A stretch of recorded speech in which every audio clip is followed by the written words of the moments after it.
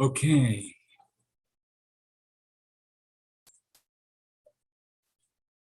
Okay, so I guess I'll just start chanting Jai Radha Madhava and they'll join in, right?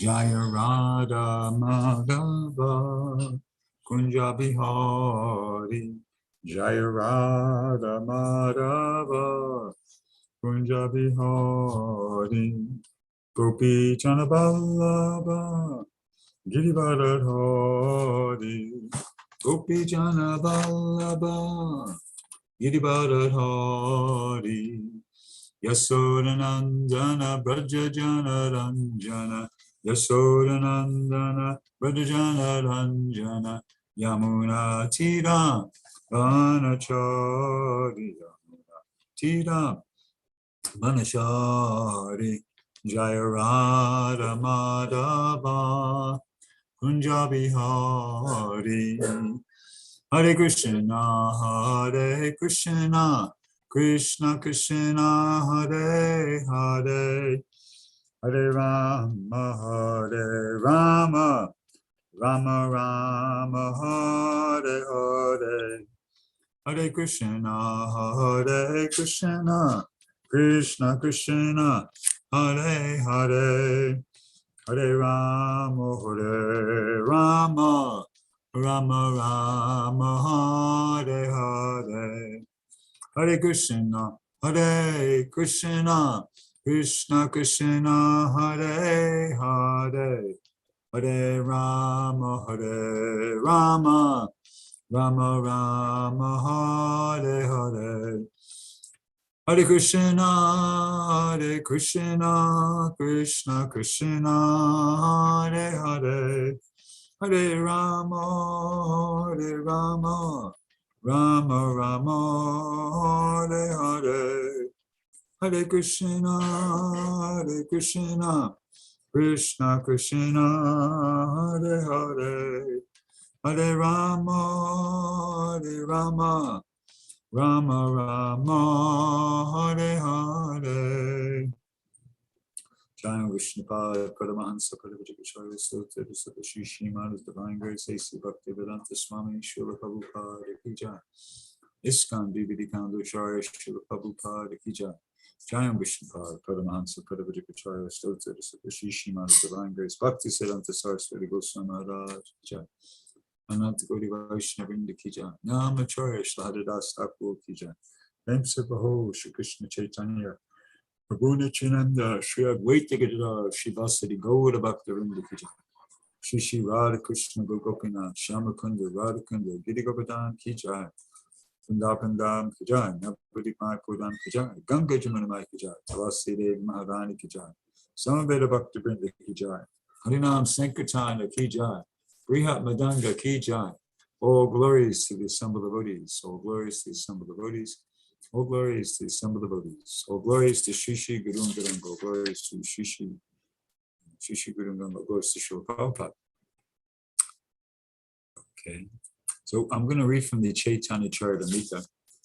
And traditionally, before we would read from the Chaitanya Charitamrita, we would chant, instead of Om Namo Bhagavate Vasudevaya, we would say Jaya Jaya Shri Chaitanya Jaya Nityananda Jaya Advaita Chandra Jaya Gaura Bhakta Vrinda Jaya Jaya Shri Chaitanya Jaya Nityananda Jaya Advaita Chandra Jaya Gaura Bhakta Vrinda Jaya Jaya Shri Chaitanya Jaya Nityananda Jaya Advaita Chandra Jaya Gaura Bhakta Vrinda.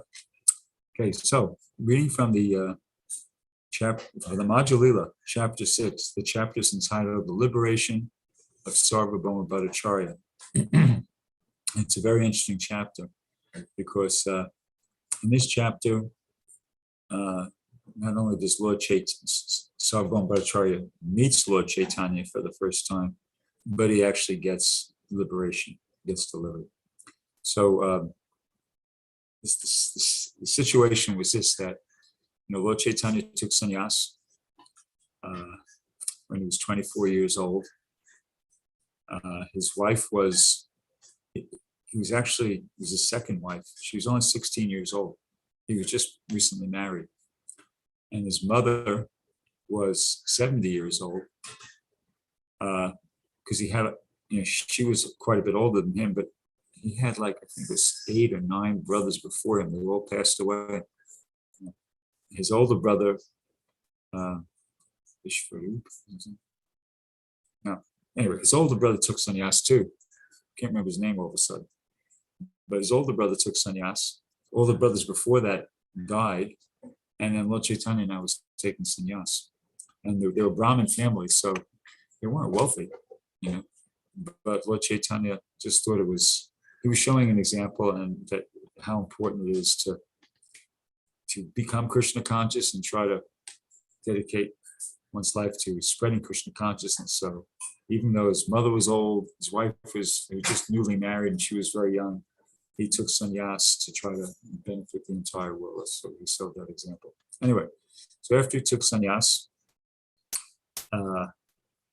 his mother begged that in charity, his mother begged that, okay, please at least keep your headquarters in Jagannath Puri, because at least that way I can get news. It's not too far from Navadvip, where Lord Chaitanya, Mayapur. So that way I can get news of how you're doing and this and that, and I can, stay alive like that. So he said, okay. So he was going to make his headquarters in Jagannath Puri. So then when he left, after spending some time, a few weeks at the home of a great Acharya, his appearance day was just yesterday. Then he started going south, and he was accompanied by Lord Nityananda, I think Mukunda Dat, I can't remember the names of the other ones, a few of his confidential associates. And so there was one incident that where Lord Chaitanya went to take a bath, and he asked Lord Nityananda to take care of his danda. And so Lord Nityananda broke it into 3 pieces, because he thought, this is a function, this is Supreme Personality of God, why does he have to carry a danda? Anyway, so Lord Chaitanya was not happy about that. So he decided, okay, look, you don't want to make a big scene deal out of it. And he says, I'm going to walk ahead, and you can, I'll see you guys there, basically. So he walked ahead, left him, to Jagannath Puri, and he got there first. And he went into the temple, and when he saw Lord Jagannath, he passed out, fainted in ecstasy. And there was a chokidar. Chokidar is like a security guard, basically. So the chokidar of the temple saw him and thought he was just some sort of a sahaja, somebody kind of faking it. And he was about to, say, rough him up a little bit, and just not to be cruel. I mean, just, hey, come on, get moving, that type of thing. Get him out of the temple. When the news got to Sarvabhauma Bhattacharya, and he showed up just at the nick of time. And he told the chokidar, he was what's called the Shabda Pandit. He was like the dean of Sanskrit, or the dean of the study of Vedanta. Like imagine like being the head of Harvard University or something. That was his sort of his position there. So of course he just he was in charge of the temple and so forth and so on. So Chokidar just had to step aside, and Sarvabhauma Bhattacharya observed Lord Chaitanya, and he noticed that he wasn't practically not breathing. Before they were kind of worried that he might be dead. But then when Sarvabhauma Bhattacharya held a little some cotton, little cotton swab in front of his nostrils, he could see that there was some slight breathing. Other than that, there was no symptoms of life. He was just, motionless, and just practically didn't even look like he was breathing, but he saw some slight movement of the cotton, so he could understand there's some air going in and out. So from that, he could understand he was still alive. So he, and then also he could understand that, because he was very learned, he could understand that he was in some sort of an ecstatic trance, right? So he ordered his assistants to take him back to his quarters, which they did. Then, and there he was, and he just was in that unconscious state at Sarvabhauma Bhattacharya's house.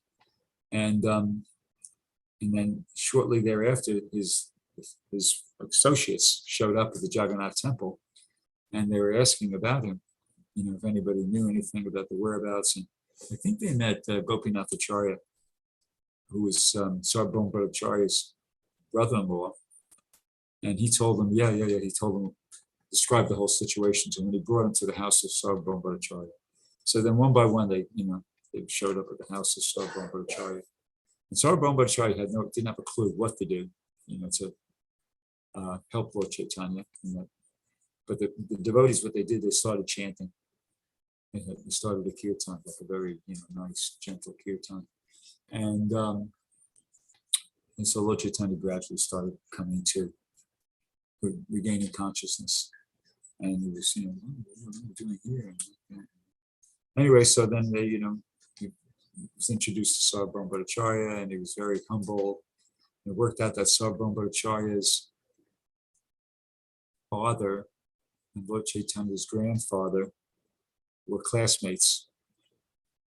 So, he became very affectionate towards Lord Chaitanya on the basis of that, and then it was sannyasi and like that. So anyway, Gopinath Acharya, Sarvabhauma Bhattacharya's son-in-law, was trying to tell Sarvabhauma Bhattacharya that Lord Chaitanya was the Supreme Personality of Godhead. But Sarvabhauma Bhattacharya wouldn't have it. He was like first of all, he was an impersonalist. He didn't believe in a personality of Godhead, much less that Lord Chaitanya was the personality of Godhead. And he was very learned in the scriptures. And anyway, Gopinath Acharya did quote some things from the scriptures, but Sarvabhauma Bhattacharya was very stubborn. So anyway, it went back and forth, with no conclusion. And but at one point, Sarvabhauma Bhattacharya, he was becoming more and more like affectionate towards Lord Chaitanya just by having his association, because he was staying there at his home, and he was there feeding him, and et cetera, et cetera. So at one point he said to Lord Chaitanya's associates that, he's very young, he's only 24, and he's very, good looking, and et cetera. So, he has to hear the Vedanta Sutra, otherwise he's not going to be able to maintain his sannyas. So Sarvabhauma Bhattacharya was thinking, as an ordinary person and young man, just took sannyas, and he's doing all this chanting and dancing, but that's not really going to help him, because he needs to get fixed up in the philosophy, so to speak. So he was, so he recommended that Lord Chaitanya should hear the Vedanta Sutra from him, and Lord Chaitanya agreed.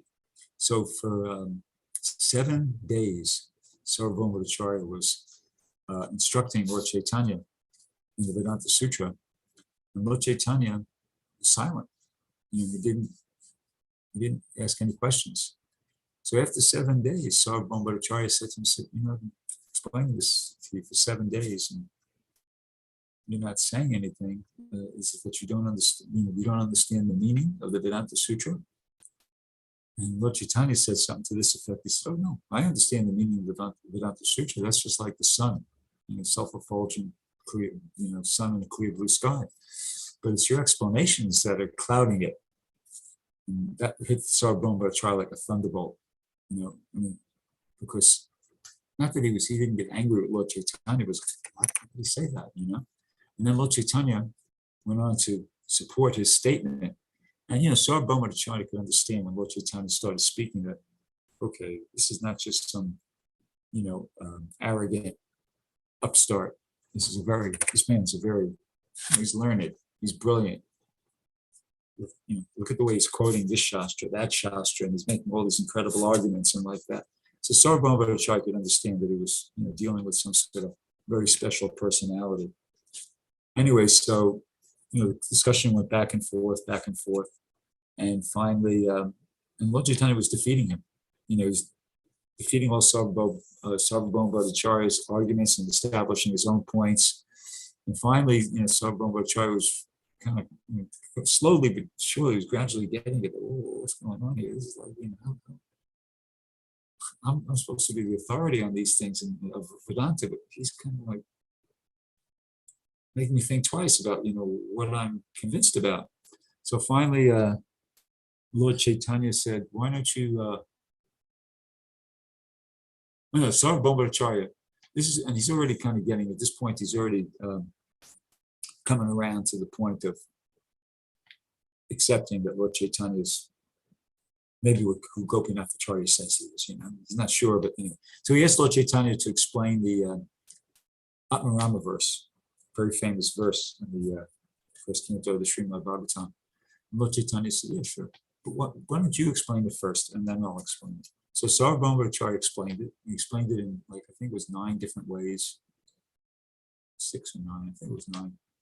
And then Lord Chaitanya, after hearing his explanations, all based on the, logic and argument of Vedanta Sutra, Lord Chaitanya explained it in 64 different ways, without touching upon any of the 9 explanations that Sarvabhaumacharya gave.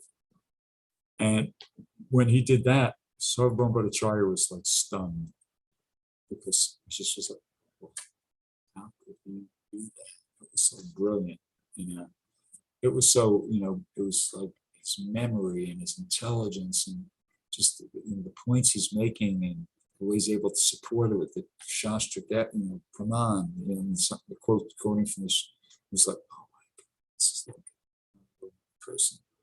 Anyway, so then that brings us up to what I'm going to read from, which is about text 199 in the Madhya chapter, Madhya volume 1, chapter 6, text 199. So it says this: upon hearing Chaitanya Mahaprabhu's explanation of the Atmarama verse, Sarvabhaumacharya was struck with wonder.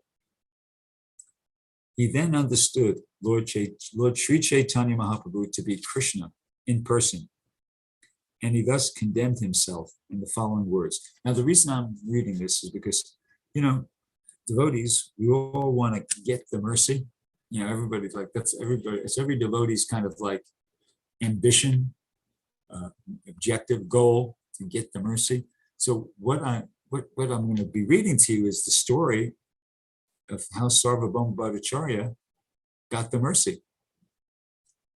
And I heard it this morning, actually, because every morning after Mangalarti, our temple president, Swaras Prabhu, reads from the Chaitanya Charitamrita. So this morning he was reading this, and something he read really caught my interest, and that's why I kind of picked this to share with everybody. So Sarvabhaumacharya says that. He says, well, this is Krishnadas Kaviraj Goswami speaking this morning. He says that he understood that Lord Sri Chaitanya Mahaprabhu to be Krishna in person, and thus he condemned himself in the following words. So he's condemning himself, Sarvabhaumacharya is feeling like, oh, I've kind of blown it, because here I'm, dealing with the Supreme Personality of Godhead, and I haven't been aware of that, and I've been treating him, haven't been associating properly. Goes on to say, and this is in parentheses, so this is Sarvabhaumacharya's thinking. He's not saying this out loud, but Krishnadas Kaviraj Goswami is telling us what Sarvabhaumacharya is thinking. So he says, Chaitanya Mahaprabhu, he's thinking like this, is certainly Lord Krishna himself. Because I could not understand him and was very proud of my own learning, I have committed many offenses. When Sarvabhaumacharya denounced himself as an offender and took shelter of the Lord desired to show him mercy.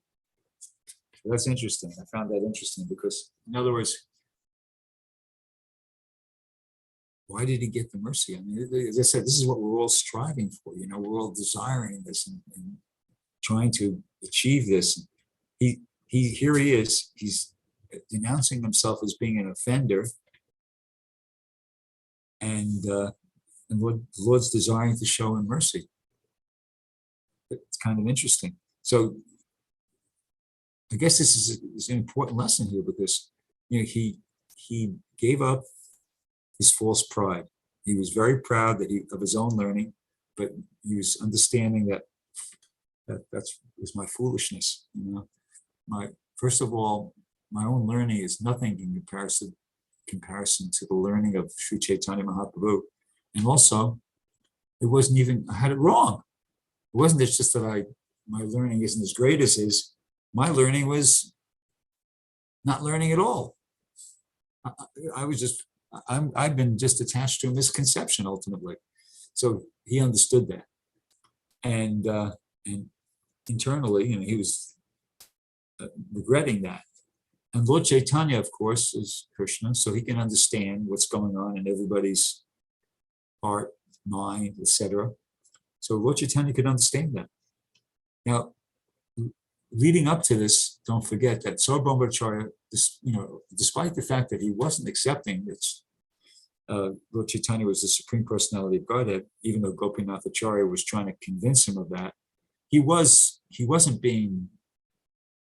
He thinks of himself as having been very offensive, but that's not how he was being perceived by the devotees. The devotees just took that. Devotees are very magnanimous, especially when they're trying to convert somebody, deliver somebody, which is what they were trying to do to Sarvabhauma Acharya. So they just took that as, okay, we're not going to worry about that. He can't help that. That's where he's at the moment. But he did a lot of other things that were nice. He was very hospitable.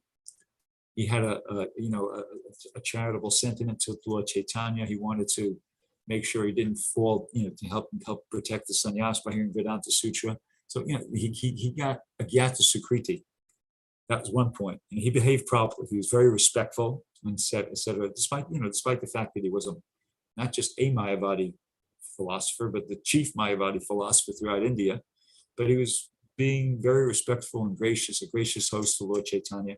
And another thing that he had in his favor, and that's going to be mentioned as I keep reading, was that his brother-in-law, Gopinath Acharya, was a pure devotee of Lord Chaitanya. And he was very much desiring that Sarvabhauma Acharya be delivered. Okay? So was another contributing factor. Okay, so now we're going to read on here. So here's Sarvabhauma Acharya. He's not just a Mayavadi, but he's the leading Mayavadi throughout all of India, you could say like that. Well, certainly one right up there. So, but Lord Chaitanya is desiring to show him mercy. So it goes on to say, Krishna's Kaviraj Swami goes on to say, to show him mercy, Sri Chaitanya Mahaprabhu allowed him to see his Vishnu form. Thus, he immediately assumed 4 arms. So, he really got the mercy big time. That's like pretty far out.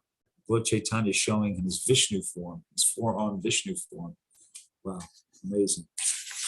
And then it goes on to say, Sri Chaitanya Mahaprabhu first showed him the 4-handed form and then appeared before him in his original form of Krishna with a blackish complexion and a flute to his lips. When Sarvabhauma Bhattacharya saw the form of Lord Krishna manifested in Chaitanya Mahaprabhu, he immediately fell down flat to offer him obeisances. So once again, we talk about getting the mercy, but sometimes, we just, at least I guilty of this. You just say it, and what do I actually say? I don't even know what I'm talking about. This is a description. This is a description of somebody who really got the mercy. He really got the mercy. Lord Chaitanya is showing him his 4-armed Vishnu form. Then he transformed that, and he's before him as Lord Krishna. And now and Sarvabhauma Bhattacharya is seeing the form of Lord Krishna manifest in Lord Chaitanya. He immediately fell down flat to offer him obeisances. Then he stood up, and with folded hands, he began to offer prayers. By the mercy of the Lord, all the truths were revealed to Sarvabhauma Bhattacharya. So he's really getting the mercy. Not only did he see the Vishnu form and he saw the 2-hand form of Krishna, but now he's got up and he's going to try to offer prayers. And Lord Chaitanya is flooding his heart with all these realizations. And it says if he could understand the importance of chanting the holy name and distributing love of Godhead everywhere. And so Lord Chaitanya is revealing to him the philosophy, the truth. So Sarvabhauma Bhattacharya, he was a learned scholar. And so he just kind of took that inspiration and knowledge, realization he was receiving from Lord Chaitanya from within his heart. And it says he composed 100 verses in a very short time.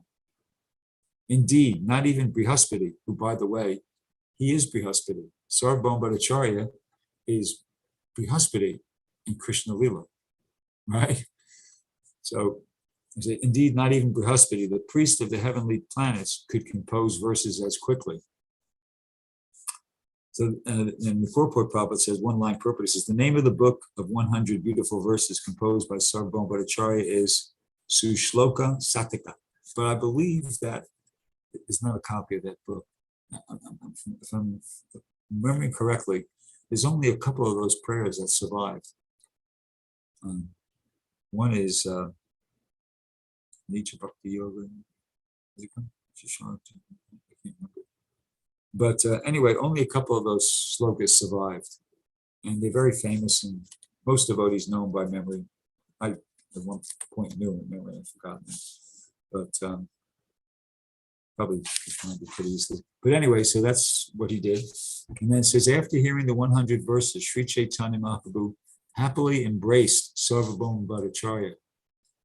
That's interesting too, because normally, Lord Chaitanya was always trying to keep his identity as the Supreme Personality of Godhead a secret. A lot of times when Lord Chaitanya, when devotees would say, you're Krishna, and then he would cover his ears and he'd go, Vishnu, Vishnu, Vishnu, like that. He in general, he was in the mood of a devotee of Krishna.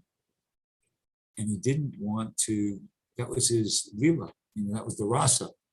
And it's actually, it was considered like upatyaya kalpate, disturbance, if devotees would try to relate to him as being Krishna. It's a group of, there's 13 apasampradayas. There are sampradayas that developed during the time of Lord Chaitanya, but mostly afterwards, where they just kind of don't have it right in one way or the other. So one of them is the Gauranga Nagaris, and that was their defect. The defect of the Gauranga Nagaris is that they're trying to worship Lord Chaitanya as Krishna. He doesn't want to be worshipped as Krishna. He's the devotee of Krishna. Generally, and that's why when devotees, if you read throughout the Chaitanya Charitamrita, when devotees try to address him as the Supreme Personality of Godhead, he'll just, as I said, he'll go Vishnu, Vishnu, Vishnu, cover his ears, will say, how could you say that? I'm a jiva, How can you equate a jiva? So he would always kind of, Even with Sanatana Goswami. And Sanatana Goswami was trying to, catch him out once. And Lord Chaitanya didn't, he wouldn't own up to it. He just, okay, so enough of your clever tricks. Now let's keep talking about the incarnations. They're having a discussion about the different avatars and incarnations. So Sanatana Goswami was going, well, it says in the Sutras that, there's this incarnation. He kind of like in a very sneaky way, made a case that, well, you must be Krishna because look, you fit all the description of that's given here in this 11th canto of what the incarnation in the age of Kali is going to be like. So, but Lord Chaitanya he cornered him, basically. He kind of but Lord Chaitanya didn't say, okay, he's just enough of your tricks. Let's continue talking about the other incarnation. So, anyway, that was like that. So, but to hear Sarvabhauma Bhattacharya, he is okay, no problem. He did this sometimes too. There was another occasion where the devotees, Satapuri, I can't remember the main Sanskrit name, but where he had the devotees come forward and whatever form of Krishna he revealed, to them, whatever they like. To Murari Gupta, he would reveal his form as Lord Ramachandra because he was a Ram Bhakta, etc. So he did that, but generally he kept hidden or covered. But here's to Sarvabhauma Bhattacharya, he's revealing himself completely. So it says, out of ecstatic love of God, the Bhattacharya shed tears and his body was stunned. He exhibited an ecstatic mood and he perspired, shook, and trembled. He sometimes danced, sometimes chanted. You got to visualize this. As you're hearing this, you got to really kind of, it's meant to be read slowly and thought about. So he's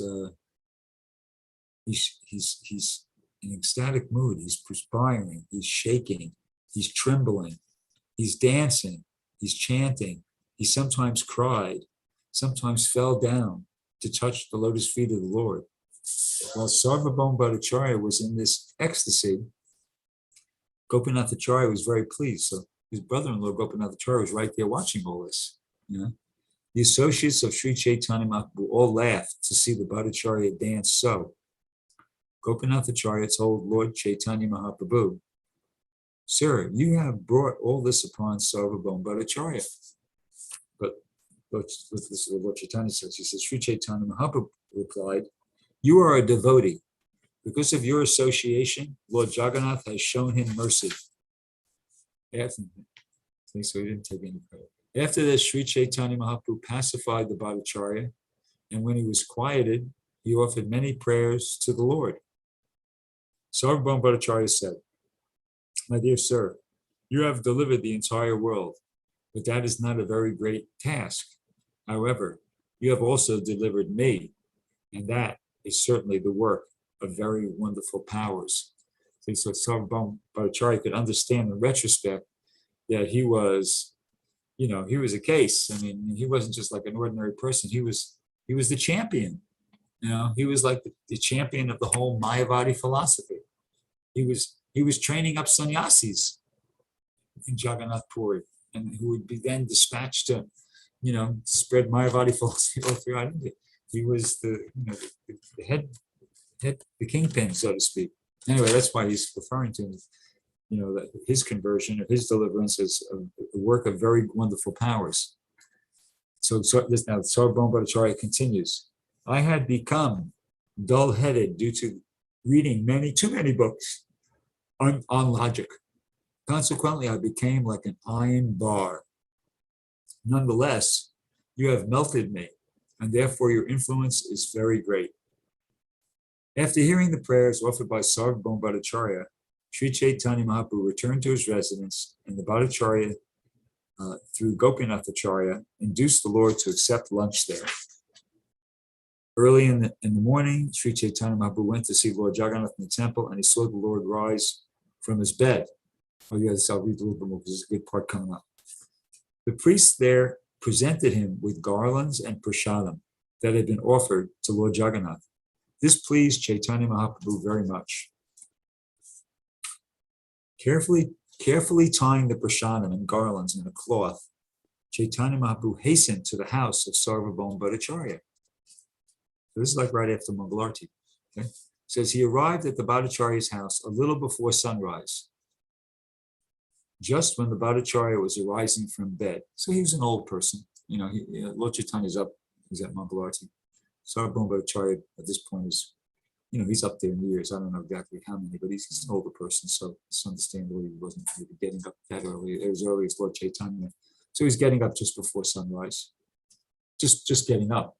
It says, as Sarvabhauma Bhattacharya rose from bed, he distinctly chanted, "Krishna, Krishna," that's pretty far out, considering, who he was and what his habit was. It says, Lord Chaitanya was very pleased to hear him chant the holy name of Krishna. The Bhattacharya noticed Sri Chaitanya Mahaprabhu outside, and with great haste he went to him and offered prayers unto his lotus feet. The Bhattacharya offered a carpet for the Lord to sit upon, and both of them sat there.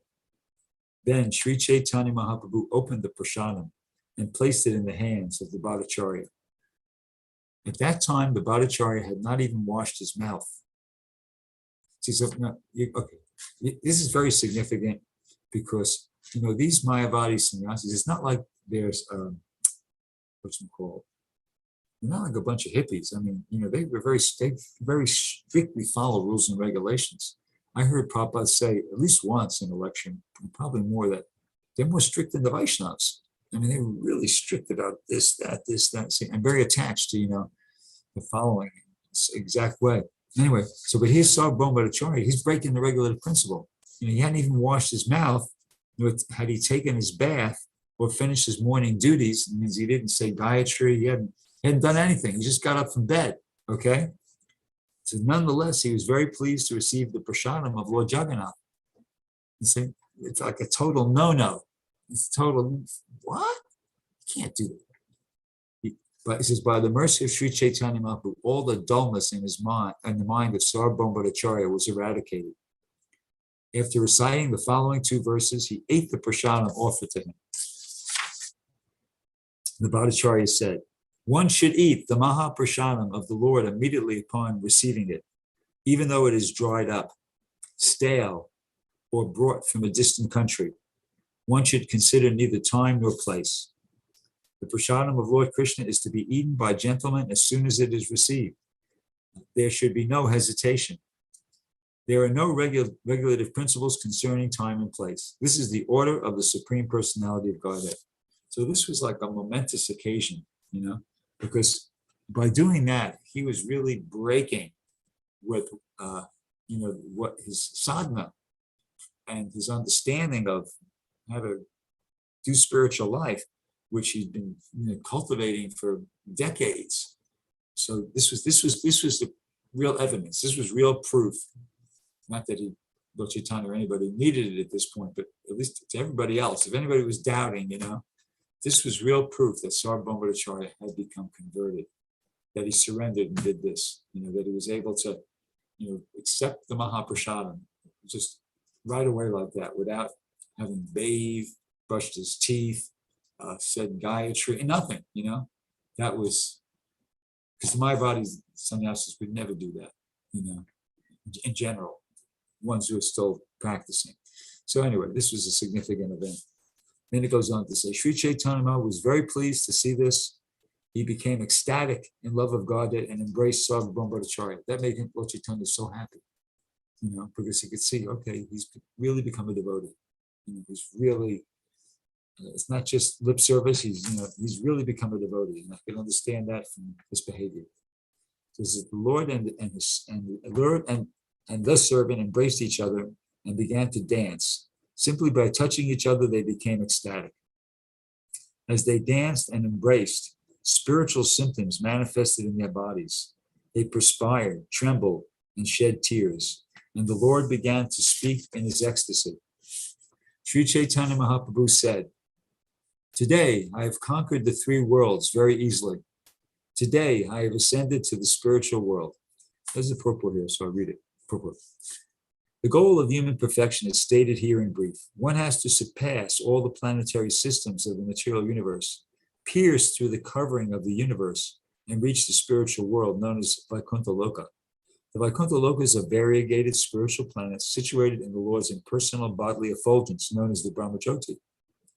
One may aspire to elevate himself to a heavenly planet within the material world, such as the moon, the sun, or Venus, but if one is spiritually advanced in Krishna consciousness, he does not wish to remain within the material universe, even in a higher planetary system. Rather, he prefers to penetrate the covering of the universe and attain the spiritual world. He can then be situated in one of the Vaikuntha planets there. However, the devotees under the guidance of Sri Chaitanya Mahaprabhu aspire to reach the topmost spiritual planet, known as Goloka Vrindavan, the residence of Lord Sri Krishna and his eternal associates. So this was Goloka Vrindavan behavior on the part of, Sarvabhauma Bhattacharya, reflecting all. He really he understood the hierarchy of regulative principles, and he demonstrated that by this behavior.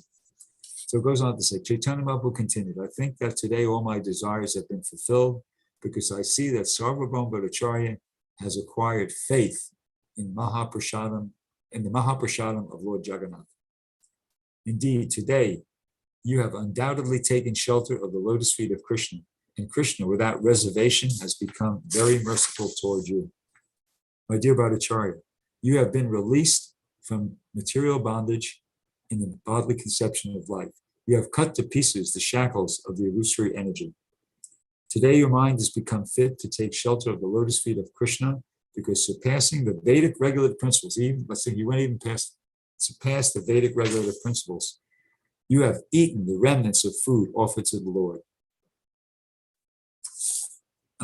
This was still Lord Chaitanya speaking. When a person takes shelter of the lotus feet of the Supreme Personality of Godhead without reservation, the unlimited, merciful Lord bestows his causeless mercy upon him. Thus, he can pass over the insurmountable ocean of nations. Those whose intelligence is fixed in the bodily conception, who think, I am this body, are fit food for dogs and jackals. The Supreme Lord never bestows his mercy upon such people. There's quite a purport here. I'll skip it. There's a long purport, but I'll skip it. It says, after speaking to Sarvabhauma Bhattacharya in this way, Sri Chaitanya Mahaprabhu returned to his residence. From that day on, the Bhattacharya was free from, from that day on, the Bhattacharya was free because his false pride had been dismantled. From that day on, Sarvabhauma Bhattacharya did not know anything but the lotus feet of Lord Chaitanya Mahaprabhu. And from that day, he could explain the revealed scriptures only in accordance with the process of devotional service. Seeing that the Sarvabhauma Bhattacharya was firmly fixed in the cult of Vaishnavism, Gopinathacharya, his brother-in-law, began to dance, clap his hands, and chant Hari Hari. This is pretty amazing. As I said, it's a success story.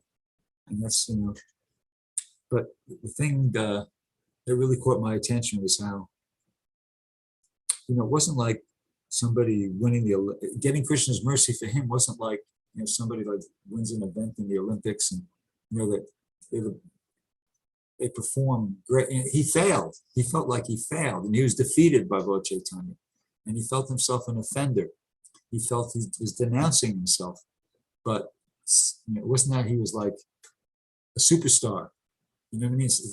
In the material world, we think, somebody's a superstar and they get the mercy, then everybody, yay, congratulations, and but here's Sarvabhauma Bhattacharya, he didn't perform like a superstar, he lost. He kind of got defeated by Lord Chaitanya, but he was humble, he accepted that, and anyway, got the mercy. And we just heard that description of how he got the mercy. Says the next day, the Bhattacharya went to visit the temple of Lord Jagannath, but before he reached the temple, he went to see Sri Chaitanya Mahaprabhu. When he met Lord Chaitanya, the Bhattacharya fell down flat to offer respects. After offering various prayers to him, he spoke of his previous bad disposition with great humility. Then the Bhattacharya asked Chaitanya Mahaprabhu, which item is most important in the execution of the devotional service? The Lord replied that the most important item was the chanting of the holy name of the Lord. And then Lord Chaitanya quoted from the Brihad Narada Diya Purana, Harinama, Harinama, Harinama, quoted that verse. Sri Chaitanya Mahaprabhu very elaborately explained the Harinama verse of the Brihad Narada Purana, and Sarvabhauma Bhattacharya was struck with wonder to hear his explanation. Gopinathacharya reminded Sarvabhauma Bhattacharya, my dear Bhattacharya, what I foretold to you has now taken place. Offering his obeisances to Gopinathacharya, the Bhattacharya said, because I am related to you and you are a devotee, by your mercy, the Lord has shown mercy to me. That's a fact. But he's understood. Because that even Lord Chaitanya said that. A big part of the reason why Sarvabhauma Bhattacharya got the mercy was because Gopinathacharya wanted him to get the mercy. And Lord Chaitanya he was already a pure devotee of Lord Chaitanya, and Lord Chaitanya was fulfilling his desire. This is Sarvabhauma Bhattacharya continuing to speak. You are a first-class devotee, whereas I am in the darkness of logical arguments. Because of your relationship with the Lord has bestowed his benediction upon you. That's exactly right. It just goes to show you the importance of pleasing the devotees of the Lord. Because of his relationship with Gopinathacharya, he got Lord Chaitanya's mercy. It's a big contributing factor. He also, he had a lot of good attitudes and good qualities, but that played a big part in it. Says Sri Chaitanya Mahaprabhu was very pleased with this humble statement. After embracing the Bhattacharya, he said, now go see Lord Jagannath in the temple. Let's see.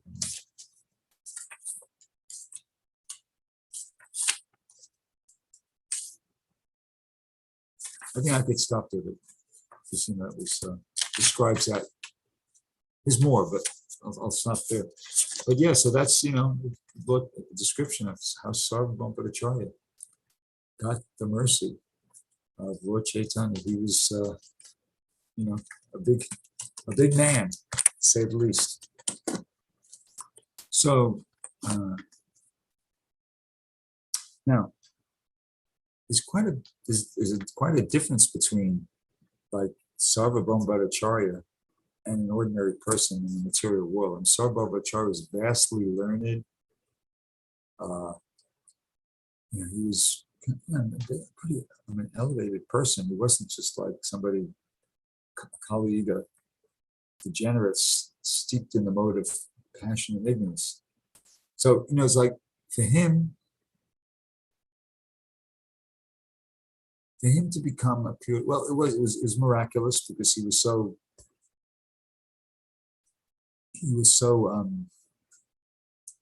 how would you say it? He was like a staunch Mayavadi, staunch impersonalist. But many of us, we're just coming like from a very hodgepodge kind of a background. Anyway, I'll give you, I'm trying to lead up to it. It's kind of like a point. But when before I became a devotee, I spent some time, at one point I went to Israel and I lived on a kibbutz. I don't know if you know what that is. It's like a collective farm. You know, in Israel they have people, they give them some land and they grow something on the land and they grow their own food and everything, but they also grow some extra stuff and they sell it, and that's how they maintain the kibbutz. I don't know what the literal translation of it is, but a lot of people who want to move to Israel, what they do is they go, and they're all over Israel, they're all over the place, not just like one of them, there's many, you know. They go and live on the kibbutz, and half the day they do work, you know. Like when I was there, I was picking grapefruits. That was the work they had us doing. And the other half of the day, you're in like a school learning Hebrew. So, and the way they did it was, you've heard of like total immersion. You know, they say the best way to learn a language is total immersion. In other words, it just kind of throw you off in the deep end. You know, when I got into the first few days, you know, the teacher was kind of like, she just gave some very basic things of Hebrew. And then, you know, very quickly, it might have been right away, or if it wasn't right away, it was certainly very quickly, she just spoke Hebrew. That's all she did. She just spoke Hebrew. And, you know, you had to kind of figure it out. It's like sink or swim, you know? And it was quite an experience. You know, because unless you really kind of like made the effort, you felt like lost.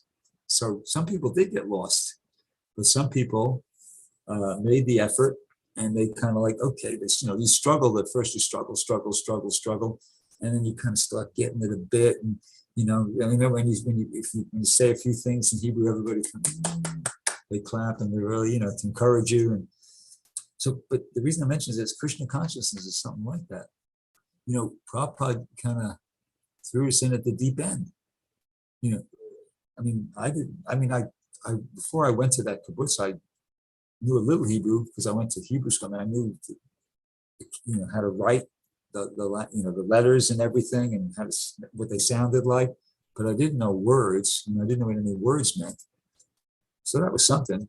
But anyway, so the point I'm making is Prabhupada is giving full-on Krishna consciousness to people. He was introducing that and giving that to people who basically didn't even have, you know, basic morality. We didn't even, like, you know, he had to tell us about the 4 regulative principles. That's not like Shuddha Bhakti, you know, that's nothing to do with like pure devotional service. That's like introduction to human life. No illicit sex, no meeting, no intoxication, no gambling. See? So, to the same people, Prabhupada was just kind of introducing the most basic things about how to be a human being. In the next breath, he's telling them how to be pure devotees of Krishna. So when you stop and think about it, it's pretty far out. What was going on there. And you know, it was quite different than, say, like Lord Chaitanya is dealing with Sarvabhauma Bhattacharya or Prakashananda Saraswati, because, you know, they were already educated and elevated to a certain extent. But like, you know, Prabhupada was starting with dealing with people who were, from a Vedic standard perspective of the Vedic standard, practically like animals, 2-legged animals. But he was, you know, introducing, he took us from 0 to hero, or, you know, pure devotees of Krishna. Isn't that cool? And so that was just a thought I had, you know, reflection about the experience of becoming a devotee. And so why did Prabhupada do that? Why was what was the rationale behind that? Well, Prabhupada could understand that, just like I use that expression, sink or swim. Prabhupada could understand that for us, us Westerners, it was now or never. It was now or never. He was the person from among the followers of his spiritual master, Bhaktisiddhanta. He was the one who took it up. And either he wasn't in a position, he couldn't afford to be, well, maybe I should just give a little bit. He didn't have time. He knew he himself was old man already with different health issues. He wasn't just being kind of sentimental. He really didn't know how much longer he would live. He had 2 heart attacks on the boat coming over. So he had just teeny little bit of time, he thought possibly. Very little resources. So he just had to, as I said, it was now or never. Ready or not, here it comes. That was his mood, to the Westerners. Okay, or you young boys and girls, ready or not, here it comes. Pure devotional service. And for a lot of us, we weren't ready, but probably, here it is anyway, and you just have to be like those, I was in that school, total immersion. You had to just sink or swim, all of a sudden I came from just doing whatever I wanted 24 hours a day to living in a temple, having to get up by the latest 4 o'clock. And really, you couldn't even, but you could, because everybody's getting up earlier than that. And so I was getting, all of a sudden I was getting up at 3 o'clock, 3:30, sleeping only 6 hours, not sleeping on the bed, sleeping on the, all these things, right? It was like from day to night, one moment to one day to the next, all of a sudden, whole life totally changed. At least things I was doing and everything.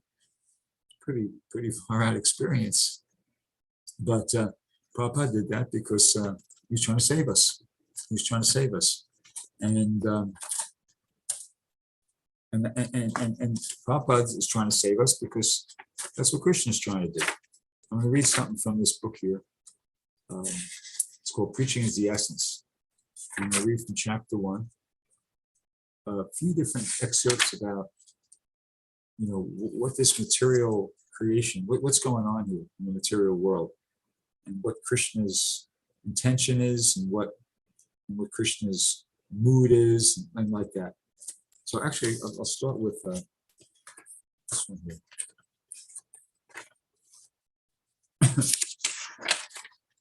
Okay, so this is telling us something about what the material world's all about. It says the Lord wanted to create the cosmic manifestation to give another chance to the conditioned souls who were dormant in forgetfulness. The cosmic manifestation gives the conditioned souls a chance to go back home, back to Godhead, and that is its main purpose. The Lord is so kind. So the Prabhupada was acutely aware of that I don't care what these people think their life is all about. I know what their life is all about because I know what this whole cosmic manifestation is all about. This is just as it says here. It's an opportunity for the conditioned souls to go back home, back to Godhead. That's the real purpose of this whole thing. So Prabhupada wasn't going to be bewildered or confused by, what he saw in America when he got here, which is so much opulence and this and that. He just knew it's just all illusion.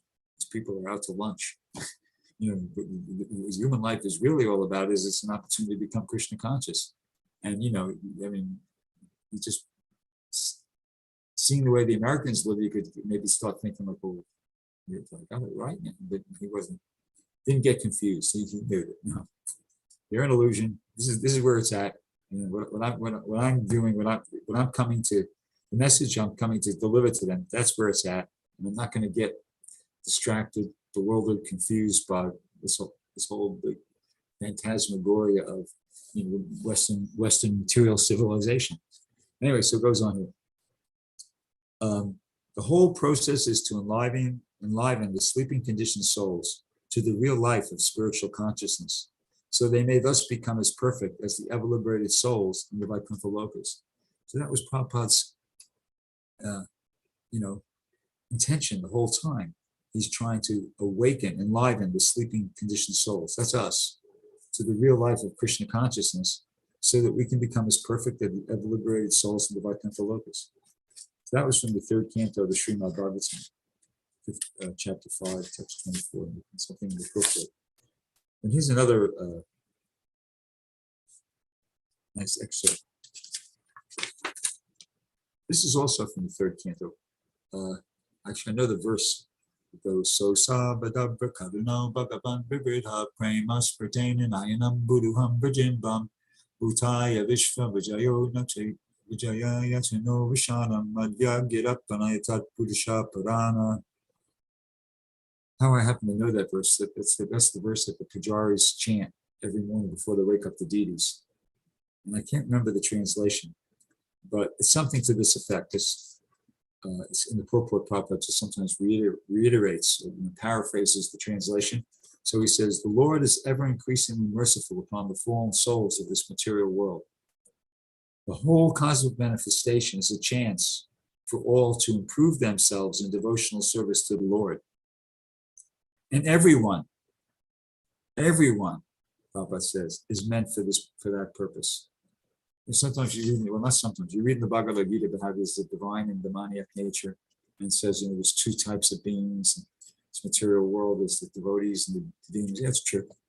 But ultimately, when you go really deep down inside, everybody's a devotee of Krishna. The soul is a devotee of Krishna.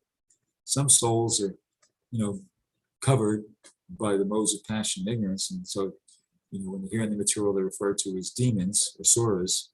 But when you get right down to it, when you get right to the essence, all devotees, the soul is a devotee of Krishna. And that's why Prabhupada is saying here, and everyone is meant for that purpose. Some people are going to be able to take advantage of it, some people are not going to take advantage of it, but everyone's meant for that purpose.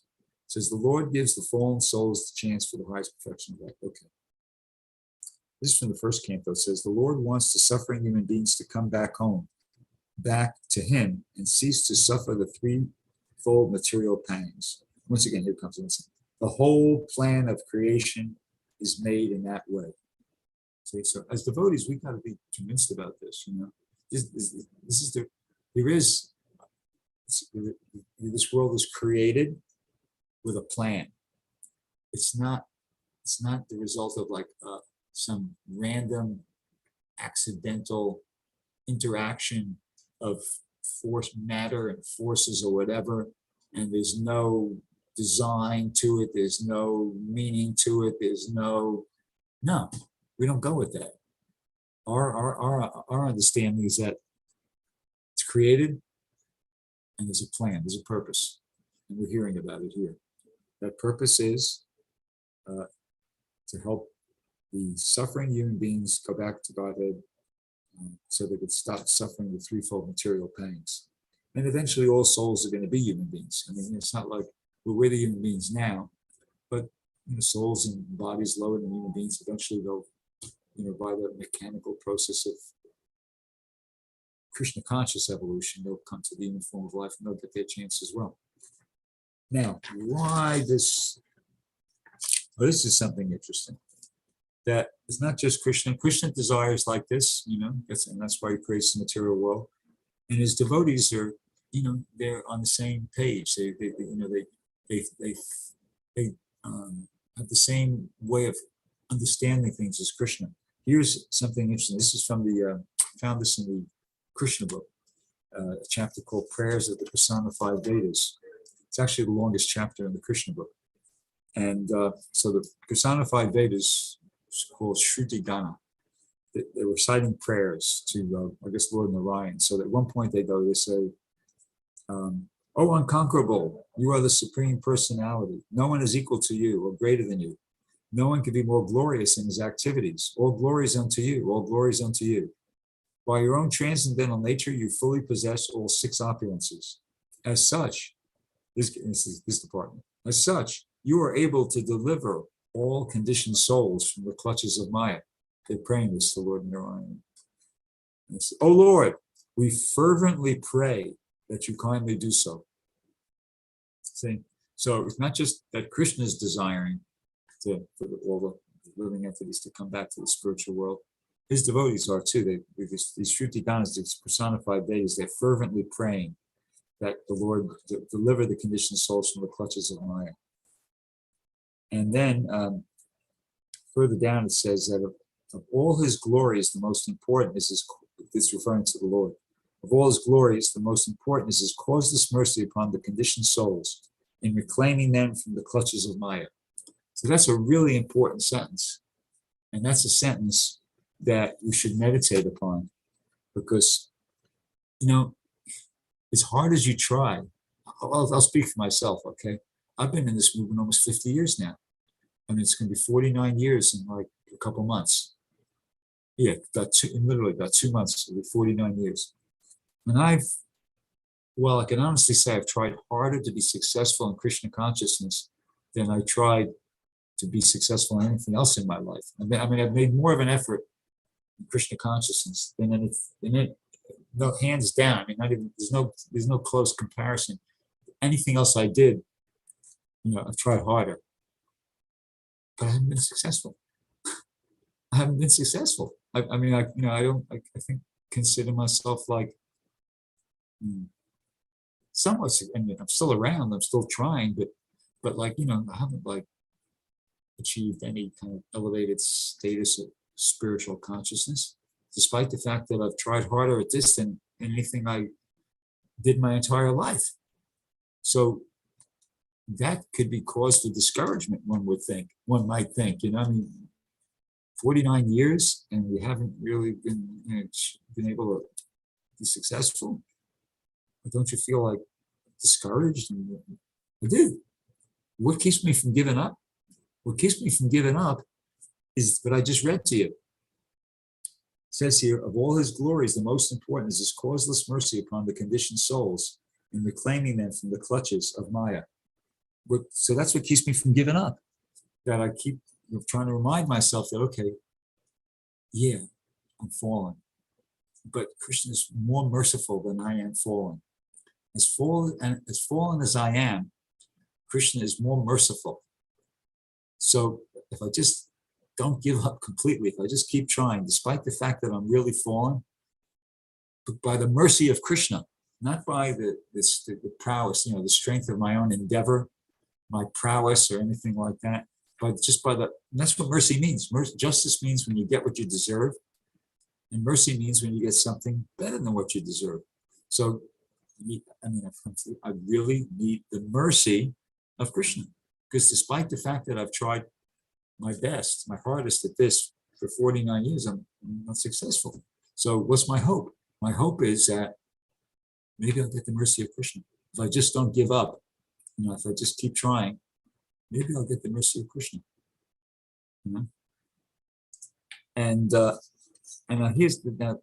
You might say, well, how can you really justify feeling like that? Well, here, I'll read to you how I can feel justified feeling like that, because there's other statements Prabhupada made which indicate that that's a realistic sort of a hope to maintain. Actually, there's one really good one in the Nectar Devotion, but I don't want to start searching around for it now.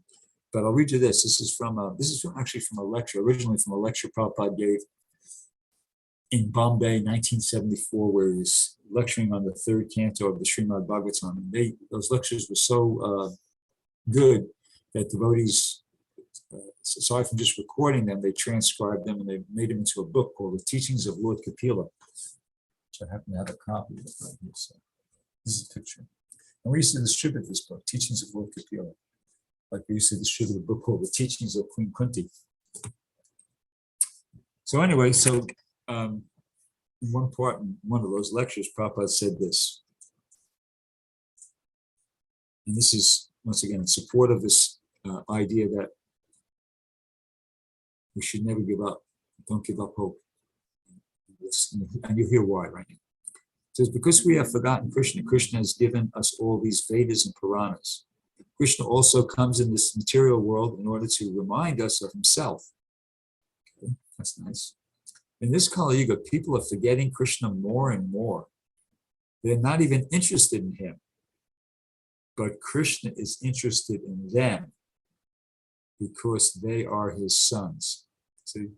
So that's the position now. People are forgetting Krishna more and more, and definitely we can see that. You might even be able to, I know I've definitely seen that in my lifetime. People are becoming less and less religious, less and less interested in, you could see, you could see it. You might even have been able to notice it in your short lifetime so far in this one. People are becoming less and less interested. But we get being told here that Krishna, even though we're not interested in Krishna, Krishna is interested in us because we are his sons. Okay?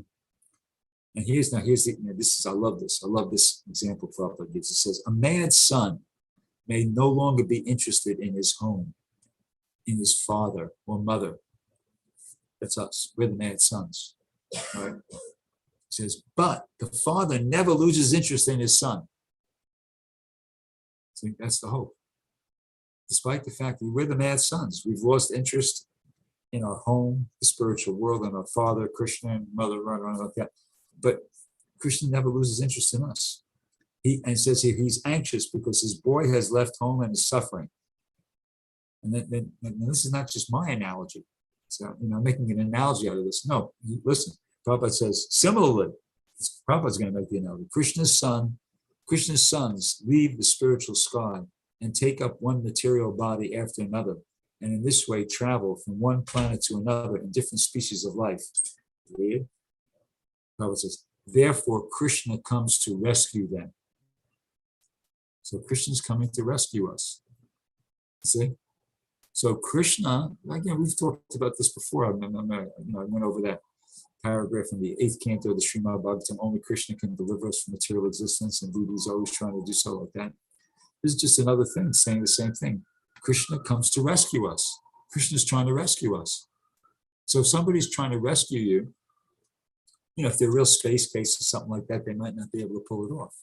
It's not easy to rescue somebody. Say somebody's drowning in the ocean, and you're not such a good swimmer, you don't really know anything about life-saving. You could go out there and you might not be able to rescue that person. You might get drowned yourself in the process. But that's not the case with Krishna. Some ordinary person tries to rescue us, it may or may not work. But when Krishna is trying to rescue us, you see? So Krishna, this is significant. Krishna, the Supreme Personality of Godhead, is trying to rescue us. So he's, Krishna is pretty good at what he does most times. He's pretty competent, he's pretty successful. So all we got to do is kind of cooperate, you see, and we'll be rescued. Krishna's trying to rescue us. So we just think logically, what does that mean? We just have to cooperate. It's just like when, Prabhupada would quote his spiritual master, give that example, you throw somebody's fell in a well and they, help, help, help. And you throw them the rope. You just got to take that rope. Krishna's trying to rescue us. We got to allow ourselves to be rescued. And allowing ourselves to be rescued means to just be like Sarvabhaumacharya. You got to be humble, and you just got to really pay attention to what Prabhupada's saying is important and do it. And that's chanting Hare Krishna, 16 rounds, following the four-legged principles, reading the books he's left us, associating with devotees, trying to give other people Krishna consciousness, which brings me to my next point. That's a really important thing. The mind is really tricky and very subtle, very subtle. And that's why we have to be practice not listening to the mind. Because, I'll give you rather than talk abstractly, I'll give you an example. Okay, so today, let's take today or yesterday. I'm thinking, well, do I really want to go on Sankirtan? And yesterday I almost didn't go. Today I was kind of thinking, yeah, I should go. But if I listened to my mind, so many days I wouldn't go because it comes up with one reason or another, one excuse or another. You really need to do this today, or you're really not feeling up to it, or you really should pay more attention to this or that, or so many different things. But anyway, by Krishna's mercy, I went out, and it was like, when I got out there, it's like, a whole other world. It was just like a whole bubble of illusion just got blown away. Once I actually got out there and I started distributing, and the book started going out, and people giving nice donations, I realized, oh my God, I went like this. I went, man, I'm sure glad I didn't listen to my mind. I would have missed out on this incredible opportunity. And that's why, in the Shashastakam, Lord Chaitanya says, in the very first verses, Chaito Darpanam Arjunam Bhava Mahadevagani Nivapanam Shreya Karavichandrakam Shreya Karavichandrakam Vidyavada Jivanam. That this Sankirtan movement is the life of transcendental knowledge. So I feel like I experienced that today. I've probably mentioned this before, but so I won't belabor the point. But I was distributing, and it was like far out the way people were stopping and reciprocating, taking the books. I read, it was just like I didn't expect it. And then at one point, I looked at my phone to see what time it was. We started at 11:30. It was only 1 o'clock. I'd only been distributing for like an hour and a half, but it was just such a full experience. Like so many different, the interactions with the people, the reciprocation, the way the books were going on. I just, wow, this is amazing, that it's only been an hour and a half. It felt like it was a day and a half.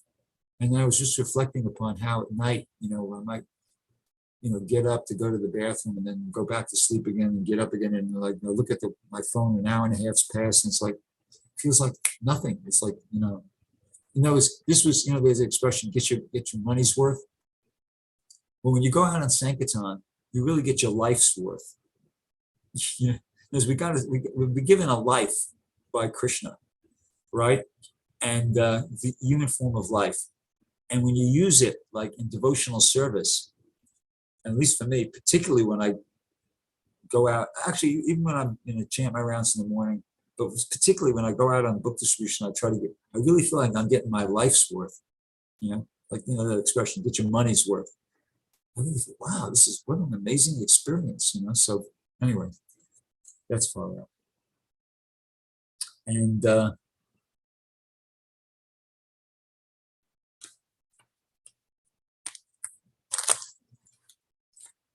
next points here.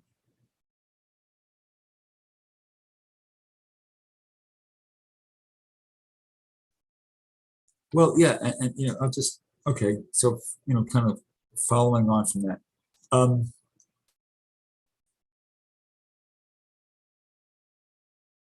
The more I go in devotional service, the more I realize.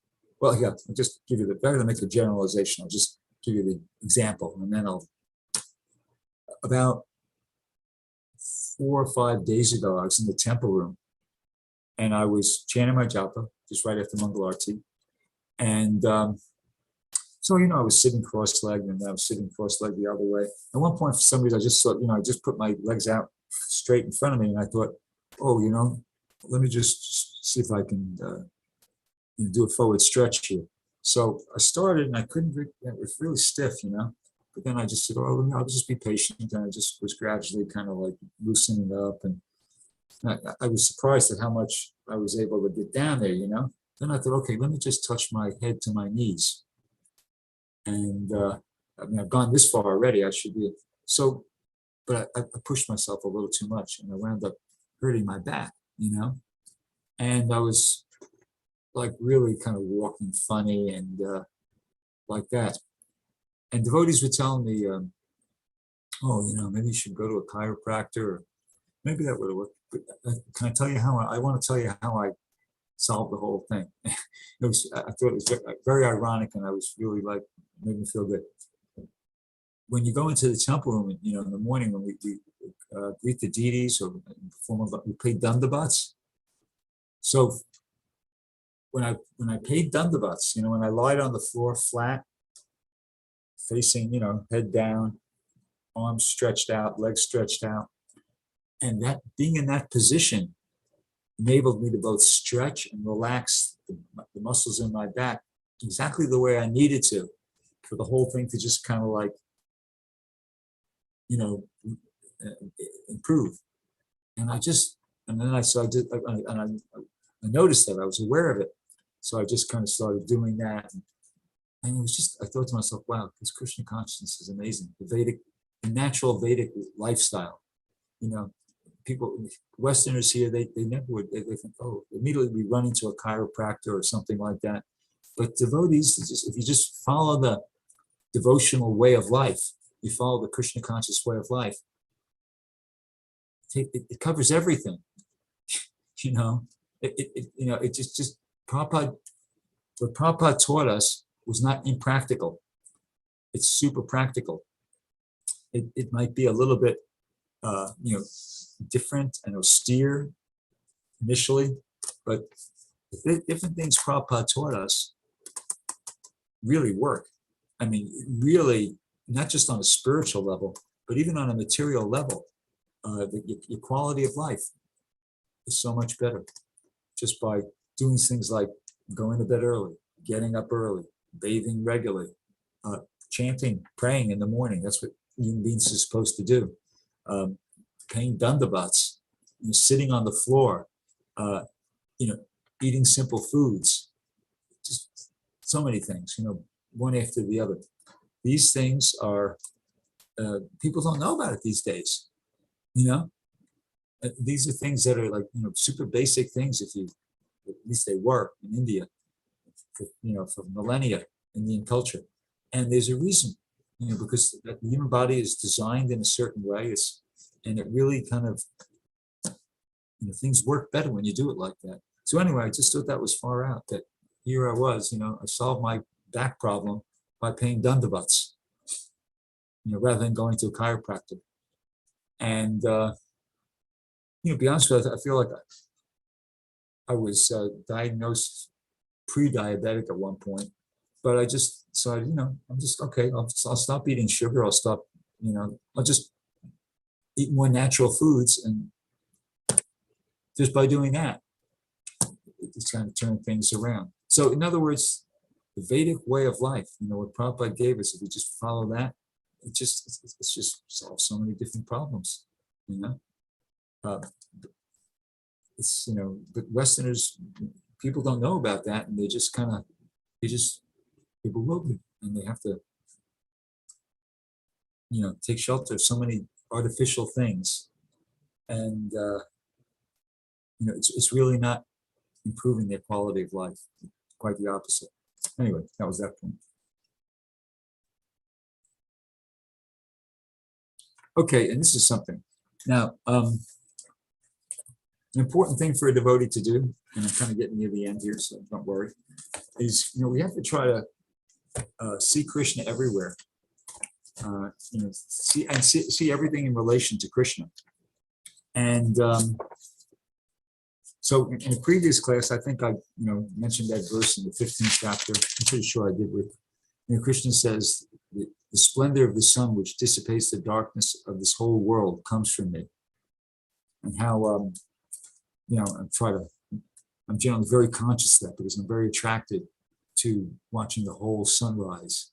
And, it's not Maya, because here, Krishna is saying the splendor of the sun, which dissipates the darkness of the whole world, comes from me. That's Krishna. Just take that as that whole period of like almost an hour before the sun rises. That's part of the splendor of the sun, dissipating the darkness of ignorance. That Prabhupada says, Krishna says, it comes from him. So I'm always thinking, yeah, this is coming from Krishna. I might have said this previous class, when I was a kid growing up, they had this thing, Ringling Brothers Barnum and Bailey Circus, and it was advertised as the greatest show on earth. But actually, it's not the greatest show on earth. The greatest show on earth is a sunrise, and especially if it's a clear morning, no clouds in the sky, and you got a place where you can see the whole thing, see the sun, coming up from right up, on the horizon. It's amazing. I took another devotee up to my place where I do that, new devotee, and he was like, he had never done it. And he was going, he's come up there with now last 3 mornings, and he's like, wow, this is a life transforming experience. And I'm glad it's not a material, it's not Maya, it's Krishna conscious. I mean, it's appreciating, Krishna's splendor of the sun. So anyway, we already talked about that example, but here's another example. A few mornings ago, I was thinking, wow, you know what? I'm sitting up here, and I was looking at the sun hadn't risen yet, and there was one, like, quote unquote star in the sky. Well, it's the planet Venus. It's called the morning star. Sometimes Venus is referred to as the morning star. And then I was reflecting how, like, Venus is a planet pretty much like the Earth, right? I believe it's smaller. Yeah, it's smaller. And but how come these planets don't? How come they stay suspended up in space? It's pretty amazing. And the scientists say gravity. What the heck is that anyway? I mean, why doesn't the Earth just fall down? I mean, gravity. What exactly is it? Anyway, this is what Krishna and Prabhupada have to say about that. Why the planets stay in orbit, and this is something. Once again, this is something you can meditate upon, and it's just it helps you become more Krishna conscious. So it's the next verse in the 15th chapter. It goes, Gam avishya chabutani darayami aham ojasa. So the translation for that is, this is Krishna speaking. He says, I enter into each planet, and by my energy, they stay in orbit. There it is, right there. That's why the planets stay in orbit. Krishna doesn't say gravity. I mean, maybe that's what they're observing. I don't know, they're calling it that, but bottom line is, it's Krishna. Krishna says, I enter into each planet, and by my energy, they stay in orbit. And here in the purport, Prabhupada says, it is understood that all the planets are floating in the air only by the energy of the Lord. Due to his entrance, everything is appropriately manifested. It says all these planets are floating in space, and this is due to the entrance of the supreme energy of the Supreme Personality of Godhead. His energy is sustaining each planet. Now here Prabhupada gives an example, a really far out example. It says, just like a handful of dust. If someone holds a handful of dust, there is no possibility of the dust falling. You can visualize that. We can see that. Like, imagine you go to the beach and you grab a handful of sand, and you're holding it in your fist. Okay, there's no possibility of it falling. But if one throws it in the air, it will fall down. Similarly, these planets which are floating in air, they're just suspended in midair, are actually held in the fist of the universal form of the Supreme Lord. So we don't see that fist. That fist is invisible to us, and maybe it's a metaphorical, maybe it's like, it's not literally a fist. But the point that's being made here, maybe it is, I'm not saying it isn't, but the point that's being made here is that Krishna's holding these planets in place.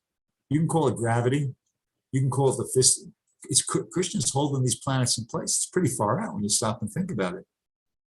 How a big planet just, it's not, there's no wires, there's no poles holding it up. How the heck is this big, heavy planet just staying in space?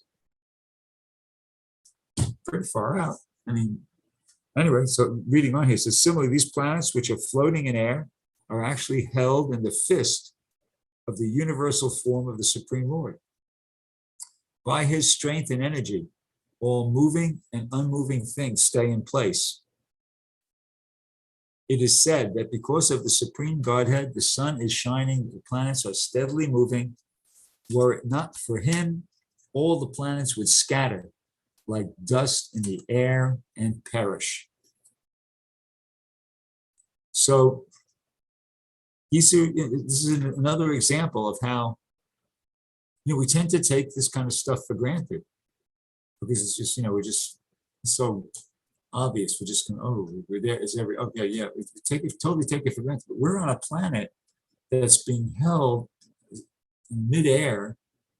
Air is a lot, I mean, if you take a basketball and throw it in the pool, it'll float. The basketball will float on the water because the basketball is less dense than the water. See, if something's more dense, but if you take a basketball that's made of lead and you throw it in the pool, it'll sink because the lead ball is more dense than the water. Okay? Now, air is a heck of a lot less dense than water. That's why when you spill water, if you have a bottle of water and you spill it, turn it in, it goes down because water is more dense than air. Okay? So the earth is solid. It's who knows how many tons the thing weighs. How come it's not sinking in the air? Because Krishna's holding it in place. They could say gravity, but I mean, no, you can't just say. I mean, they could say that it's inconceivable. It's like there's a word Prabhupada uses. It's the inconceivable energy of Krishna that these planets are being floating in the air. Basically, you have to call it that. How is that possible? They're so much heavier. They're so much more dense. But that's another way in which we could, be aware of Krishna, as we're just going around in regular old business in our daily lives.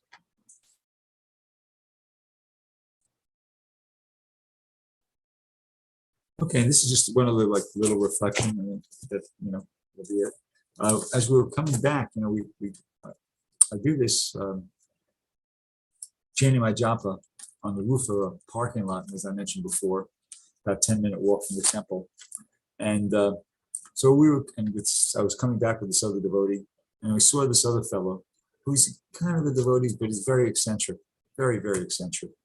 And sometimes kind of offensive, and I mean, it's hard. It's really a stretch to call him a devotee because he's so kind of far out there.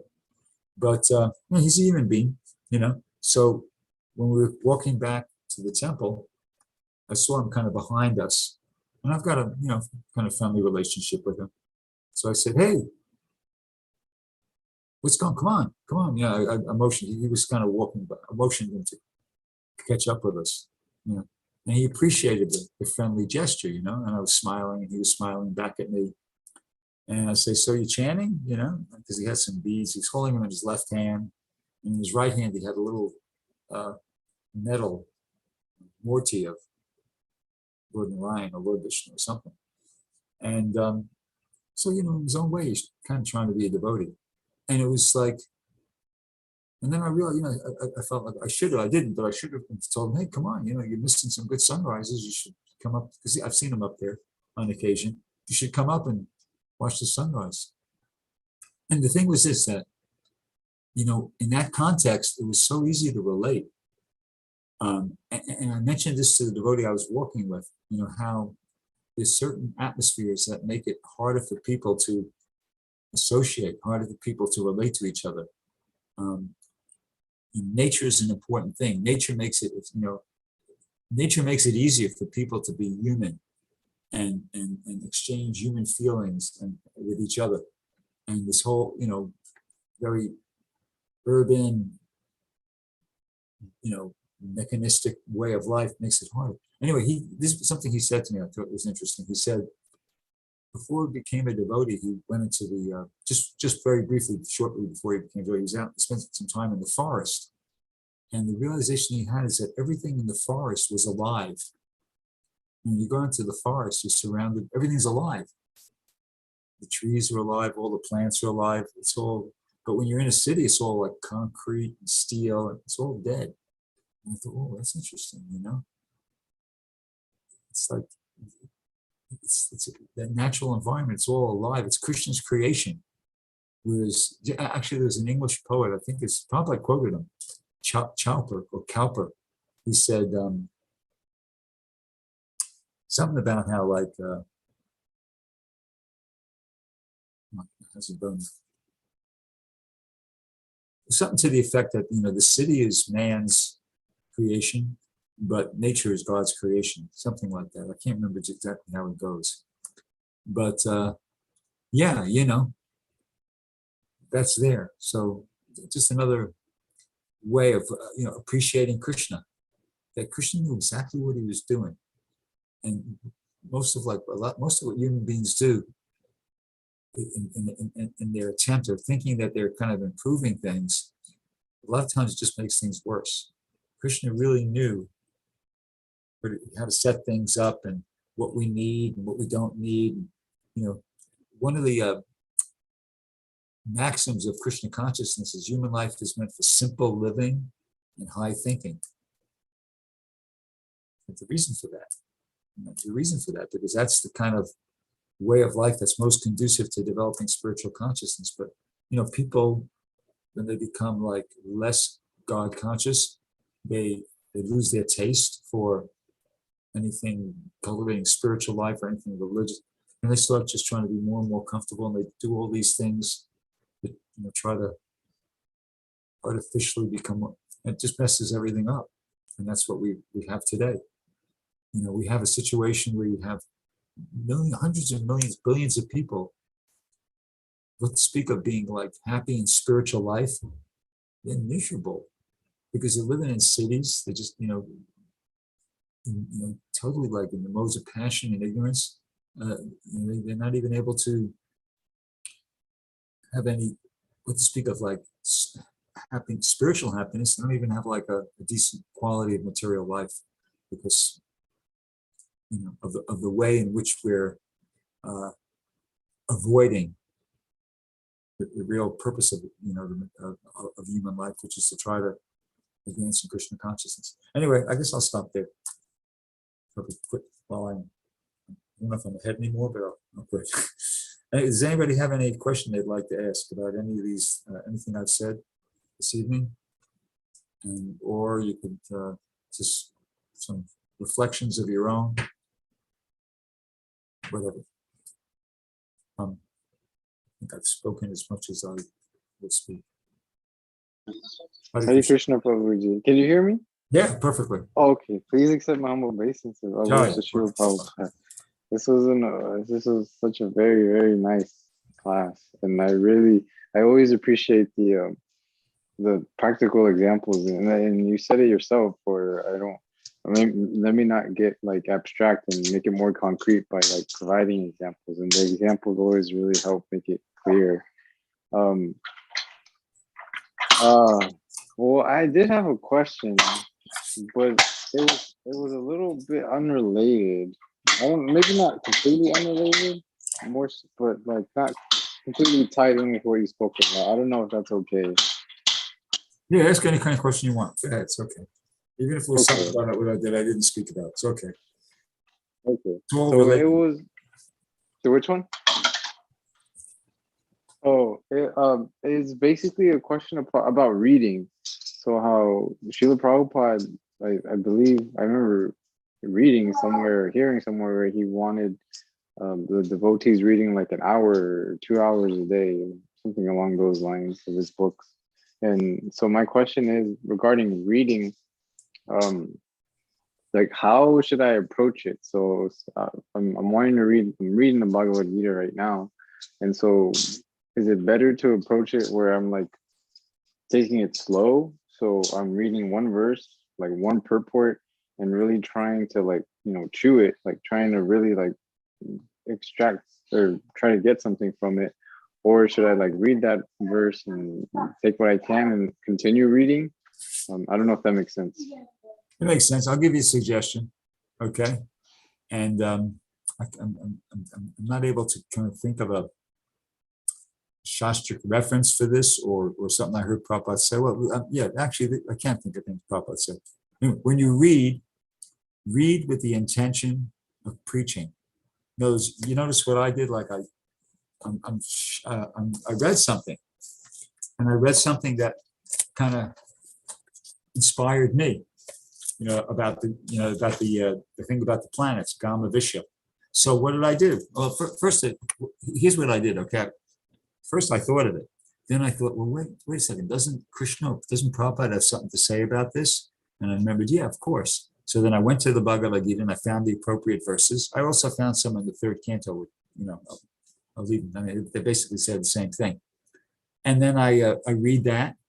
And then if you're inspired about something, if you're, it could start with a thought and then you go find it, or it could start where you read it. But if you're inspired about something, don't just read it and just let it go. Grab it. If you read something that you think, wow, that's far out, immediately write it down, underline it, whatever, just retain it. Tell your wife, tell Dhananjaya, tell try to figure out a way to tell the students in your class that in a way that won't get you in trouble. You know what I mean? That's the whole idea. Just, Prabhupada wrote these books to inspire us in spiritual life. Okay? So when you read something, and you could read, you could be reading systematically, but the idea is when you read something that you feel like, oh, whoa, at least this is how what happens to me. I'll read like some sentence and it just hits me. Share it with somebody else. You got to take that. You got to make a note of it. You can underline it in that very book if you want, or take it, whatever you want to do, however you want to. But you got to take that and share it with somebody else. And then by doing that, then you get more realization of it. That solidifies the knowledge in your consciousness. And I've heard Prabhupada say that, but I couldn't tell you what, I couldn't quote the letter or the lecture or something like that, but I know that's correct. That when you share something an inspiration that you're getting from the, reading Prabhupada's books with other devotees, then that solidifies the knowledge in your mind. So that's how I would read. You could read systematically, you could read fast, you could read slow, whatever, that's up to you. But the point I'm making is that when you read something that you feel like, hey, this is important, or whoa, this is inspirational, or whatever, share it with other devotees. Share it with other people. Didn't even have to be devotees. Just share it. And actually, the less the people are devotees, the more you have to kind of like use your brain to kind of present it in a way that they will appreciate. You hone your preaching skills like that. Anyway, that's the way to do it. I mean, you could even do it like to the extent of like you see somebody in the street and say, "Hey, beautiful day, right?" And they'll go, "Oh yeah, sure." They'll probably, and then you can say, "Do you think this will happen by accident?" You're preaching. You see, it's not, you're not giving a Bhagavad Gita class or nothing like that, but but just by practicing, by doing things like that, you're going to develop like a whole repertoire of different things you could say to people to kind of, get them going. That's book distribution. That's how it works. See, you try to kind of connect in a way that you're giving, in a very subtle way, giving people Krishna consciousness. They'll probably say to you, "No, I don't think this is an accident." I don't either. Hey, look, by the way, check this out. And you give them a book. You could slip them a Perfection of Yoga or something like that. And you could just, actually, there's, it takes very little. This is getting a little off the point, but I'd like to mention this. It takes very little to distribute a book. This fellow who I was telling you about, his name is Pranata Karuna. He's from back east, and I think he was born up in Ohio, and he's joined in New Vrindavan, and he's been in a few different places. Anyway, I asked him, and he was telling me how he had some problems in a couple of his temples he used to be in, New Vrindavan included. So I was thinking, okay, I want to try to encourage him and make him feel good. I said, "So do you know a devotee named Ananda Vidya?" This is a devotee like used to do, was a book distributor, and he was in charge of the Warp Tour, which was like a van that used to follow. You know about Van's Warp Tour? Did you ever hear that? Van's Warp Tour? Anyways, it was like a concert tour. It went for 25 years, and the owner we made friends with the owner, and he gave us VIP passes, and we used to follow the Warp Tour or this concert tour around the country each summer and distribute books. Anyway, so this devotee hadn't got up from that in some years, maybe, I don't know, half a dozen years or so, maybe more. And he's a very nice devotee. So I said, "You get along with Ananda Vidya?" And he said, "Yeah." I said, "Okay, then you're okay. Don't worry about it." Just to make him, don't worry about it with other people. think. But this devotee and individual, he knows the Bhagavad Gita by memory. The way he distributes Bhagavad Gita is he gives a person a Bhagavad Gita, and he says, "Hey, this book is really great." And he says, it's so good. I memorized the whole thing.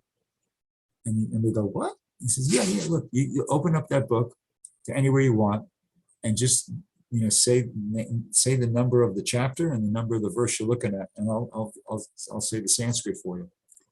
And they do it. They say, "Okay, well, chapter 13, text 23," and he just rattles it off. And they're so impressed that, wow, this book must be special. This guy memorized this whole book, and they buy it. You see?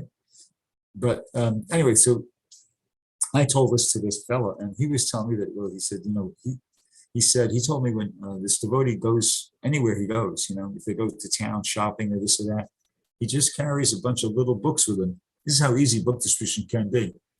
He carries a bunch of small books in a bag. He has like a book bag there, and he just, as he's walking down the street, and he just hands a small book to somebody. He says, "Hey, can you help?" That's it. He just kind of relaxed and friendly, says, hands him the book. "Hey, can you help?" And they know what they're talking about. And he says, most people take the book and give him a donation. That's all he says. That's simple. Make a big deal out of it. He's just walking along, and he's got a book bag like this, say 50 little paperback books. And, "Hey, can you help?" "Hey, can you help?" That's it. And if they don't, they say, "No, I can't." He gives it to them anyway. It's just a small book, But it really struck me that sometimes you make a mountain out of a molehill. Well, there you go. That's the opposite. He's making a molehill out of a mountain. A difficult thing to get somebody to take the Krishna consciousness, but he's doing it very simple like that. So anyway, back to the original point was, read like that. Read, and whenever you come across something that inspires you, write it down, put it on an index card, underline it, whatever whatever you want to do, but share it with somebody else. Share. That's how you become a preacher. The journey of 1,000 miles begins with a single step. That's how you start. That's the, ideally, Prabhupada is our, what's the word? Hero. It's like our idol. Prabhupada's our idol. Just like in the material world, Michael Jordan might be somebody's idol, or Kobe Bryant, or this one, So and it's a person you want to become like. So that's the way to start. The start is you read something that inspires you, share it with somebody else. And then gradually you're going to feel more and more confident. You're going to realize, hey, when I do that, people appreciate it. They like it. And then you just get a few thoughts together. And then before you know it, you're giving classes. Before you know it, you're, making devotees, and you're kind of got a whole thing going. That's how it happens. Anyway, that's my suggestion. That however you want to study, whether you want to study by doing it systematically or reading slow, reading fast, that's up to you. But the one thing is, when you read something that you like, you feel like, wow, this is far out, make sure you share it with somebody else. That's my one strong suggestion. Hope that helps. Yes, thank you very much. It's brewing some thoughts now where when I take little Mohan here to the park and I'm like talking to parents or something, I can maybe squeeze something in there. However, I guess I hope I have the intelligence of how to approach it in a way that's not too strong or anything. Yeah. Just do it so you feel comfortable. Practice makes perfect.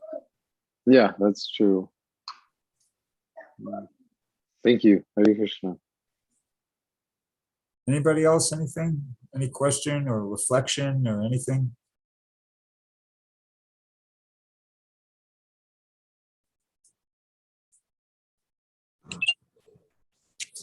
Thank you very much, Prabhuji, Bhrgupati, Prabhu ki jai. So you were saying about a little bit sharing. So I thought maybe I'll just share a little bit what I just read today, also from the Srimad-Bhagavatam, first Canto, second chapter. The one thing about, Srila Prabhupada says that in one of the translations, if it does not provoke the devotion in the heart, then whatever we do is simply useless labor. Shrama eva hi kevalam. So whatever occupation, engagements, it should invoke the love of God within our heart. And in that specifically, he mentioned in brackets, that was pretty strong. I found, in a sense that he said occupational engagement includes whatever isms we follow. That was pretty intense. So whatever isms people follow, if it does not provocate the devotion to the Supreme Personality of Godhead, it's simply Shama Eva Hi Kevalam, waste of time. So Yeah, nice. That was intense, I thought.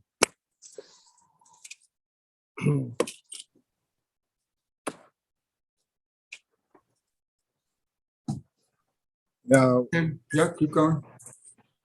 No, Anybody that's else? it. Thank you very much. I think there has been a lot of nice information and very inspirational. Your speech was very good. Thank you. That's all. Thank you, Prabhuji. Okay, so And just okay. one more thing. On Saturday we will be having Harinam Sankirtan, so we may be able to distribute some books on Saturday also, maybe downtown or somewhere. Prabhuji, what's the time, Prabhuji? What time are you planning to go? Probably, Prabhuji, it's 4 o'clock, okay? 4 p.m.? Prabhu?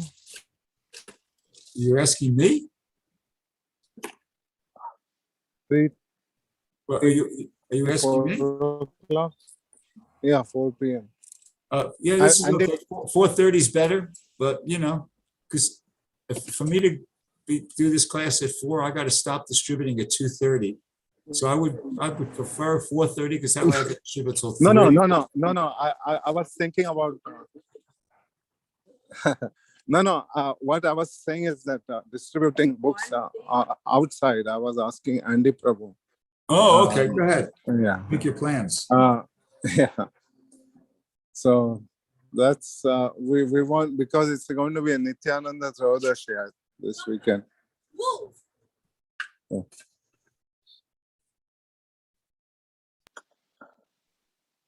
I think Prabhuji yes. is like Yes. 4 is good.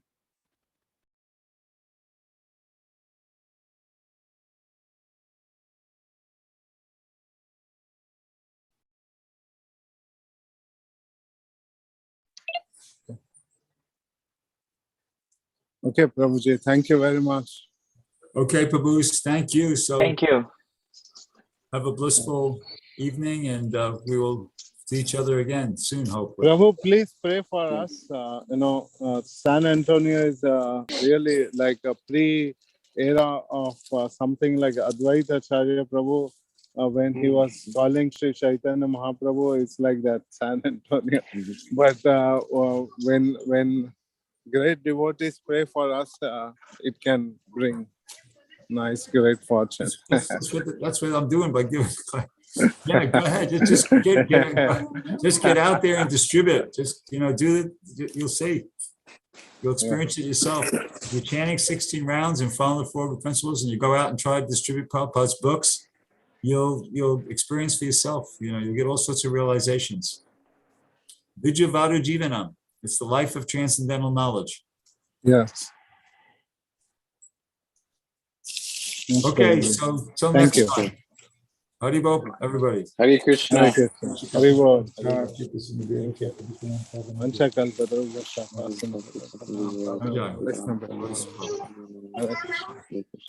Hare Krishna. Haribol. Haribol.